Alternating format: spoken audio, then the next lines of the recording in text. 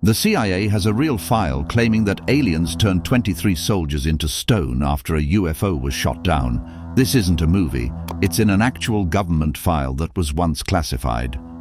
The same spy agency that handles national confidential information now has this in black and white. Could this mean aliens are already watching and ready to strike when we least expect it? Tune in, because what happens next is the confirmation that the alien invasion has already started. Now picture this. It's been over 35 years since some Soviet troops were doing a standard training drill out in the frozen stretch of Siberia. Nothing out of the ordinary, until they spotted something weird hovering above them. A flying saucer. Yes, seriously, just floating up there like it owned the sky. Naturally, they panicked and did what soldiers do. They fired at it. Big mistake. Before we go any further, know this. The attack that followed was unlike anything in modern military history, and what the UFO did next will leave you absolutely stunned. They hit the thing, and it crashed. Then 5 small, creepy beings climbed out from the wreck. But they weren't running or trying to fix their ship. Nope. They got real close to each other, then pulled off something no one was ready for. According to this declassified nightmare, they merged into one being, like they just melted together. A few seconds later, boom, the new creature erupted in some kind of energy blast. Just like that, 23 soldiers were turned into stone. Gone. Not dead in the regular way.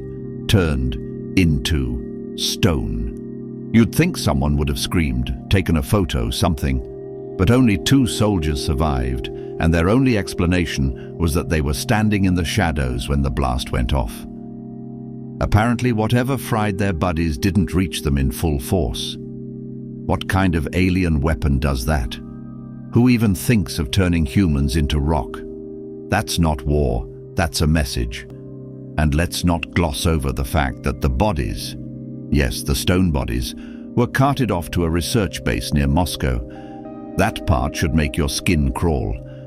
Imagine the government poking at those bodies hidden, trying to reverse engineer the kind of tech that could do this. What are they hoping to make? What are they hoping to fight back against? Here's where it gets even weirder. The alien group behind the attack has been showing up in reports for almost 80 years. They're short, thin, have big heads and black eyes like glossy marbles. Sound familiar? Yeah, these are the same types that people keep describing in abduction stories, those creepy close encounters, and that whole mess in Roswell back in the 40s. They're called the Greys. But this wasn't just another blurry photo or a story told by someone who saw lights in the sky. This was 23 trained soldiers who got erased in seconds, and all that was left of them looked like rocks. It doesn't get more real than that. The CIA didn't even write the story off. They called it a blood-freezing revenge. Their words, not mine. And we're supposed to believe these beings just crashed by accident? No way. They were floating quietly above a military unit. Who does that unless they're observing or waiting for a reason to strike? The soldiers launched a missile at the ship, which means they felt threatened. Or maybe they were told to act first. Either way, the response was something way beyond any human technology. The Greys didn't fire bullets or lasers. They used energy, some kind of white-hot blast that didn't just eliminate, it transformed. According to reports, the soldiers' bodies were no longer made of flesh. They had turned into something like limestone. That's not just eliminating. That's changing matter on a level we can't even copy yet. Not even in 2025. Let's be real here. If any other country had that kind of weapon, there'd be non-stop headlines. But because it's aliens, everyone shrugs. Maybe it's because it's easier to ignore than to accept. Because if this is real, and there are official files that say it is, then we're dealing with visitors who don't play by any of our rules. They aren't here to chat. They aren't here to learn. If anything, they're testing us. There's this theory floating around, one that scientists and researchers don't like to talk about in public. that these beings are already walking among us. The blast in Siberia? That could have been a warning, a test run, a don't mess with us kind of event. It wasn't a random act of war. It was surgical, fast, and silent. The perfect kind of fear tactic.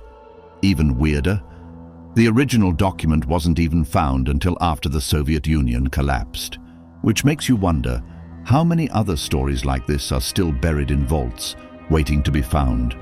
If the KGB kept this quiet for that long, what else are we not being told? Oh, and don't think this is all ancient history. The file might be decades old, but the technology it describes is still out of our reach. Experts today still can't explain how a living body could be instantly transformed into solid stone. Some point to electromagnetic pulses or plasma radiation, things that exist in theory but not in practice, at least not in human labs. And yet, those Greys did it like it was no big deal.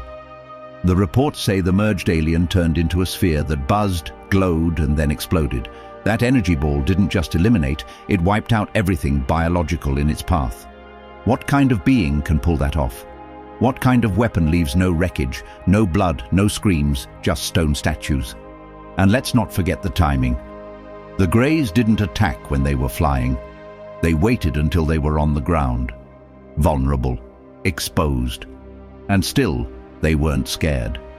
That tells you everything you need to know about how powerful they are. This whole thing makes you wonder what the rules really are, because clearly, these aliens don't follow ours. They don't seem to care about human life the way we do. Or maybe they just see us as threats, annoyances, test subjects. Now it's time to learn what to do if you're the one standing there when something strange shows up. Meeting something that clearly isn't from this world. Yeah, that would throw anyone off. But just standing there frozen, mouth open, staring like it's a movie. Probably not your smartest move. Let's be real. If you're ever face to face with something that flew in from who knows where, you better know how to act. Not just for your safety, but to avoid turning a weird situation into something dangerous. First things first, don't freak out. Seriously. Don't scream, don't bolt. Don't pull out your phone and start live streaming like some brainless internet clown. You need your head clear. Breathing helps. Deep ones. Focus on that. And don't let your brain spiral. Losing it will only make you easier to hurt or scare.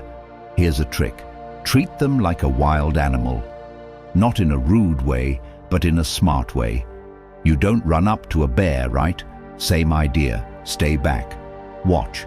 Are they floating, walking, carrying anything that looks like a tool or a weapon? Are they moving in groups or alone? All of this could help you later. You want to make sure you can leave if things get sketchy, so always know where your exit is. Now, about eye contact. You know how staring at someone too hard makes them uncomfortable? Imagine doing that to a being with no idea what humans are like. You might think you're just being curious, but they might think you're picking a fight. Not worth the risk. Keep your gaze chill. Not too strong, not too weak. No sudden movements. Let's be clear on that. Don't jump, don't wave your arms, don't yell to your friend down the road. Fast moves and loud noises can make even normal animals defensive. Aliens? Who knows how they react? Move slow. Let every step say, I'm not a problem. They probably won't speak your language. Let's not pretend they speak English or anything else you know. So what do? Use your body, palms open, arms down, no fists, no pointing. These are basic signs that you're not looking for trouble. And watch them closely too. They might have their own signs. Try to match their calmness. Don't copy them like a weirdo, but just stay cool. Don't get in their face. This isn't a fan meet and greet. Keep space between you and them. People don't like strangers breathing down their necks, and aliens probably won't either. Keep a few steps between you. At least enough room to run if you need to.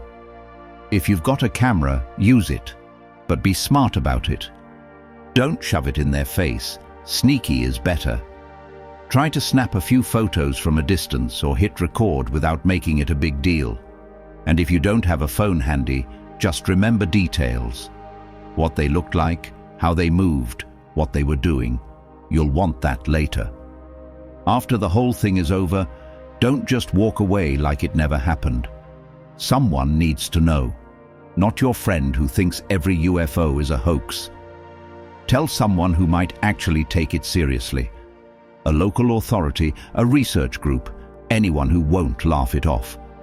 Give them what you saw and don't exaggerate. Stick to what you know. Also, heads up, stuff like this can mess with you. Even if nothing bad happened, you might feel shaken up. It's normal. You're not crazy.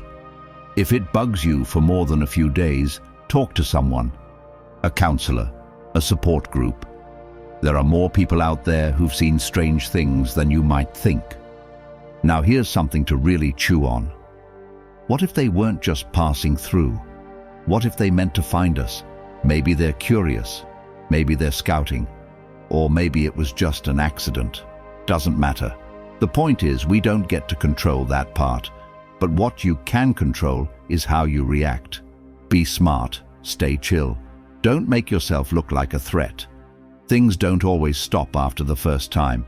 Sometimes they come back, and it gets even more real. And here's the kicker. What if this happens more than once? Would you be ready next time? Because the truth is, once something shows up, it usually doesn't just stop. There's always a next step, and you want to be one step ahead. Memorize your surroundings. Know where you are, who's with you, where you could hide, and what you might need to get away safely. You also want to think about the bigger picture. What does this mean for humans? What if you were the first one to see them? That makes you a witness, a messenger. Sounds big, but it is. What you do could affect how they see all of us. Think about that the next time you want to run up screaming with your phone out. Also, consider your own behavior. Are you showing kindness? Are you showing fear? Are you coming off aggressive? Even things like crossing your arms or stepping forward too fast could send the wrong message. Body language says a lot, even across galaxies. Okay, now imagine this. What if they come to you first? What if they're the ones getting closer and closer, maybe just a few feet away? You weren't looking for them, but now here they are. What do? First of all, don't lose control. Try not to freak out, even if everything in your head is screaming. Stay where you are. Don't rush, don't yell, don't run. You can move, but do it slowly, very slowly. Instead of turning around and bolting like your legs want to, just step back one small bit at a time. Step, breathe, wait, step, breathe again. This shows them you're not trying to start anything. You're not a threat.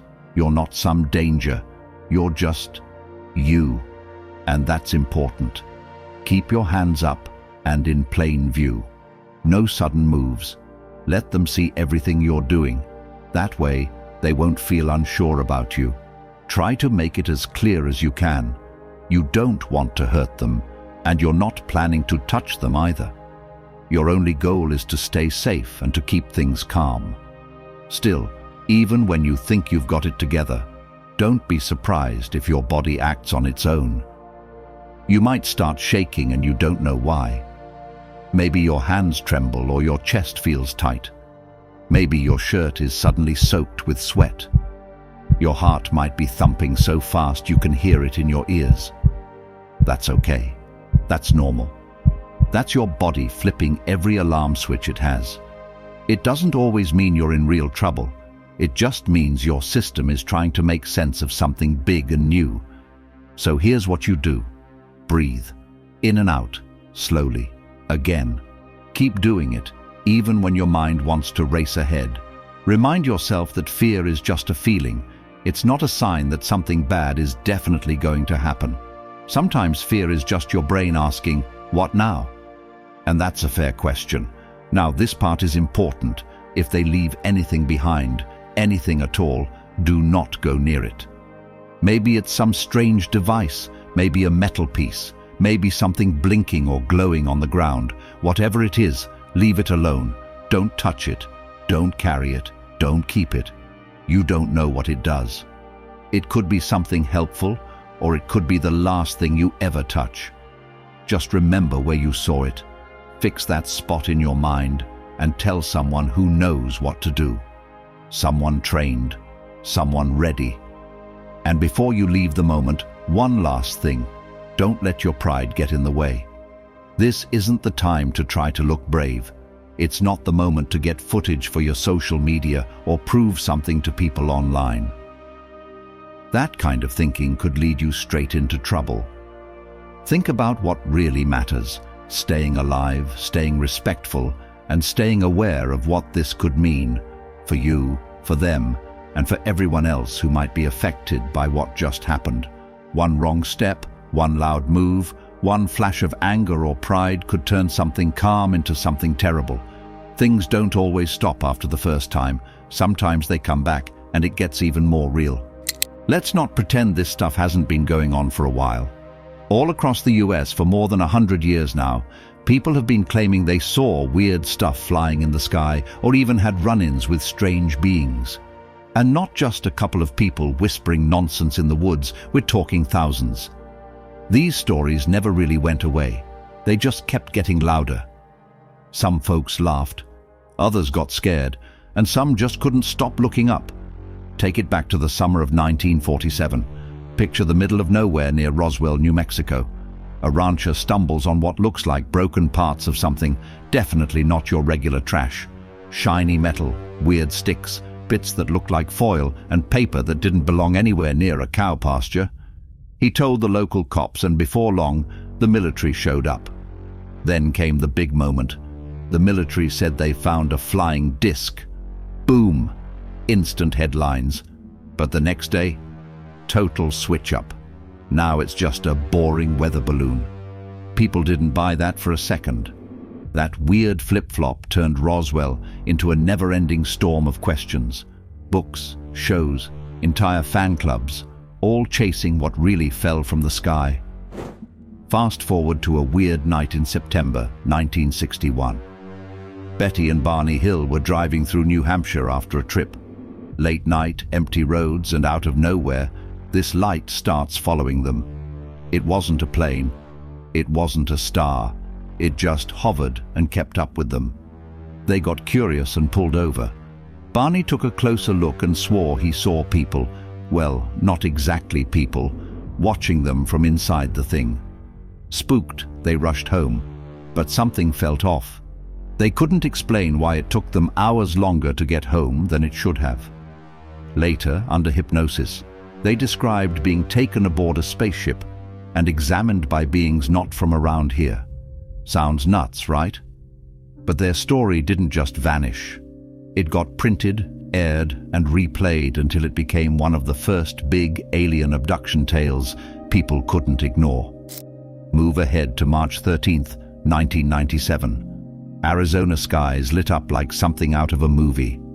Thousands of people saw it. Not a quick flash or a distant dot, but a massive V-shaped thing in the sky. Lights in perfect order, no sound, and it moved like it owned the place. Some said it blocked out the stars. Cities like Phoenix buzzed with calls and chatter. Military folks tried to explain it away with flares from a training run. But here's the thing. No flare can hover silently in a perfect shape for that long. No flare moves across half the state without blinking out.